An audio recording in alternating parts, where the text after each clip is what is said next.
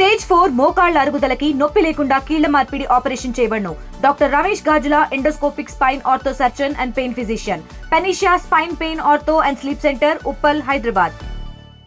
ఈసారి జరిగిన శాసనసభ సమావేశాలకు సంబంధించి జగన్, మాజీ సీఎం జగన్ అసెంబ్లీకి రాకపోవడాన్ని తీవ్రంగా విమర్శిస్తున్నారు. టీడీపీ మాజీ ఎమ్మెల్సీ అంగర్ రామ్మోహన్ రావు ప్రస్తుతం ఆయన ఉన్నారు, ఆయనతో మాట్లాడదాం. ఈసారి కూడా జగన్మోహన్ రెడ్డి అసెంబ్లీకి రాలేదు, మీరు తీవ్రంగా విమర్శిస్తున్నారు. అంటే అసెంబ్లీకి రాకపోవడానికి గల కారణం ఏంటంటే ఆయనకు ప్రతిపక్ష హోదా ఇవ్వలేదనే కారణంతో రావట్లేదు అంటారా ఏంటి అసలు? ఇది చాలా జగన్ గారి యొక్క నిర్ణయం చాలా తెలివి తక్కువ నిర్ణయం. ఇది చేతనంటే ఏదో ప్రతిపక్ష హోదా కావాలని నువ్వు ఒక రాజకీయ పార్టీని నడుపుతూ 11 మంది ఎమ్మెల్యేలు ఉన్నారో, నువ్వు అసెంబ్లీలో ప్రజా సమస్యల మీద చర్చలో పాల్గొన్న అవసరం ఎంతైనా ఉంది. కానీ నువ్వేదో నాకు హోదా లేదంటూ చిన్నపిల్లోడు తల్లిదండ్రులని ఐస్ క్రీమ్ లేదు నాకు, లేదా బిస్కెట్ లేదని బెదిరించినట్టుగా ఈ రకంగా హీనంగా నువ్వు చెబుతూ ఇవాళ నేను అసెంబ్లీకి రాను, హోదా లేకపోతే నాకు మాట్లాడతాక టైం ఇవ్వరు అని చెప్పడం చాలా సిగ్గుచేటు. నువ్వు రాజకీయ పార్టీని మూసేయి. అసెంబ్లీకి వెళ్ళినోడు నీకు రాజకీయ పార్టీ ఎందుకు? వెంటనే నీ పార్టీని మూసేసి ఇంటికాడికి వెళ్ళిపో, లేకపోతే నీ బెంగళూరు వ్యాపారాలు నడుపుకో.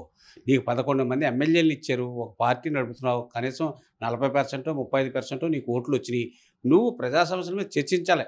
తగిన సంఖ్య ఉన్నా లేకపోయినా నువ్వు అసెంబ్లీకి వెళ్ళవలసిన అవసరం ఉంది. కేవలం ప్రతిపక్ష హోదా అని ఈ రకంగా అనడం అనేది జనం అందరూ కూడా తిట్టుకుంటున్నారు. జగన్ గారు, ఇప్పటికైనా మీ వైఖరి మార్చుకోండి, అసెంబ్లీకి వెళ్ళండి, ప్రజా సమస్యల మీద చర్చించండి.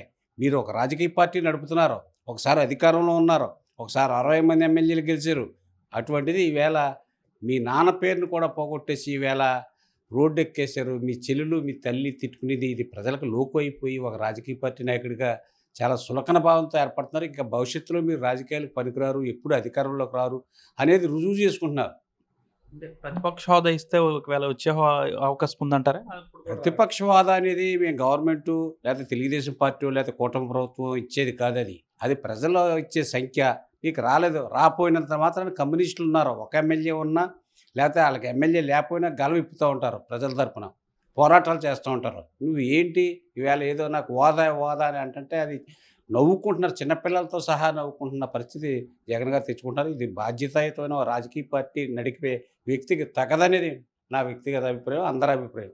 దాదాపు చాలా రోజుల పాటు ఈసారి అసెంబ్లీ సమావేశాలు జరిగాయి. ఏ విధంగా జరిగాయి? సజావుగా జరిగాయా?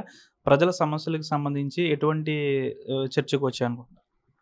సజీవుగానే జరిగినాయి. కానీ ప్రతిపక్షం వచ్చి ఉంటే ఇంకా బాధ్యతగా మేము వ్యవహరించడానికి బాగుంటుంది. ఒక అవతల కూడా ప్రతిపక్షం ఉందనేది భావన కూడా ఏర్పడుతుంది.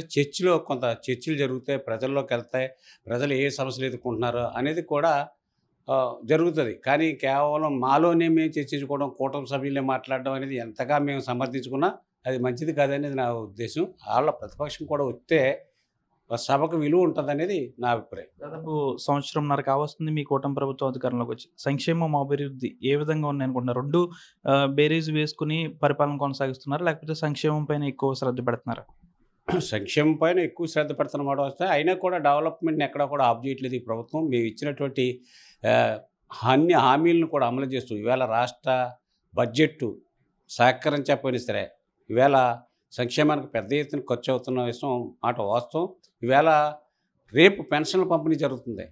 ఈ పెన్షన్లు చూడండి, మీరు ఒక్కసారి ఆలోచించండి. ప్రజలు 2750 కోట్ల రూపాయలు రేపు ఒక్కరోజే పేదవారికి 63 లక్షల మందికి పెన్షన్లు పంపిణీ చేస్తున్నామంటే చిన్న విషయం కాదు. అందుకే రేపు పెన్షన్ల పంపిణీ కార్యక్రమంలో కూడా మా నాయకులందరూ కూడా, కార్యకర్తలు అందరూ కూడా పాల్గొంటున్నాం. ప్రజలకు ఇవన్నీ కూడా తరచూ చెబుతూ ఉంటాం. 33,000 కోట్ల రూపాయలు పెన్షన్లకు పంపిణీ చేస్తున్న విషయం ఎక్కడ చిన్న విషయం కాదు. ఉత్తరప్రదేశ్ అంటే మన రాష్ట్రం మీద ఉత్తరప్రదేశ్ 3 రెట్లు ఉంది, అయినా కూడా ఆ రాష్ట్రంలో కూడా సాధ్యపడతలేదు. పెన్షన్లకు అత్యధికమైనటువంటి ప్రాధాన్యత ఇచ్చి ఈవేళ ఇబ్బందుల్లో ఉన్న ముసలివారిని అందరం కూడా ఆదుకోవడం, విడోస్ని ఆదుకోవడం అనేది గొప్ప విషయం. పెన్షన్ల విషయంలో చాలా సంతోషంగా ఉన్నారు ప్రజలు. అదేవిధంగా ఏ కార్యక్రమం చూసినా ఈవేళ బస్సులు ఫ్రీ విషయాల్లో కూడా మహిళలు చాలా ఆనందాన్ని వ్యక్తం చేస్తున్నారు. అందరూ కూడా మేము చేసే కార్యక్రమాలు, కూటమి చేసే ప్రభుత్వ కార్యక్రమాలు, సంక్షేమ కార్యక్రమాలు అందరూ కూడా హర్షిస్తున్నారు. భవిష్యత్తులో కూడా ఏదైతే మాట ఇచ్చామో ఆ మాటకు కట్టుబడి అన్ని కార్యక్రమాలు చేస్తాం. మా నాయకులు కూడా ఇప్పుడే టెలికాన్ఫరెన్స్ తీసుకున్నారు మా నాయకుడు. మనం తరచూ ప్రజల్లో ఉండాలి, మనం చేసిన విషయాలను కూడా వాళ్ళకి జ్ఞాపకం చేయకపోతే మర్చిపోయే ప్రమాదం. మనం అనేక కార్యక్రమాలు చేస్తున్నాం. ఈవేళ 57% ఓటు బ్యాంక్ ఇచ్చారంటే మనకి దానికి అనుగుణంగా పనిచేస్తున్నాం. భవిష్యత్తులో 75% మన ఓటు బ్యాంకును సాధించాలి. దానికి అనుగుణంగా ప్రజల యొక్క సంతృప్తిని మనం పొందాలని మా నాయకుడు ఇందాకే టెలికాన్ఫరెన్స్‌లో చెప్పడం మాకు ఆనందాన్ని కలిగించింది.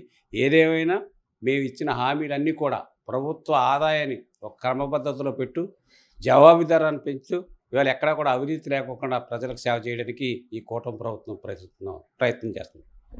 ఈసారి కూడా జగన్మోహన్ రెడ్డి అసెంబ్లీకి రాకపోవడాన్ని తీవ్రంగా విమర్శిస్తున్నారు మాజీ ఎమ్మెల్సీ అంగర్ రామ్మోహన్ రావు. అసెంబ్లీకి ఆ 11 మంది ఎమ్మెల్యేలు వస్తే ఇంకా సభ అనేది ప్రజా సమస్యలు అనేవి తెలిసేవంటున్నారు. ప్రతిపక్ష హోదా అనేది పార్టీయో కూటమి ప్రభుత్వం ఇచ్చేది కాదు, అది రాజ్యాంగబద్ధంగా ఉండేది. ప్రతిపక్ష హోదా ఇవ్వకపోతే జగన్ ఏ విధంగా అసెంబ్లీకి రారు అంటూ కూడా ఆయన విమర్శిస్తున్నారు.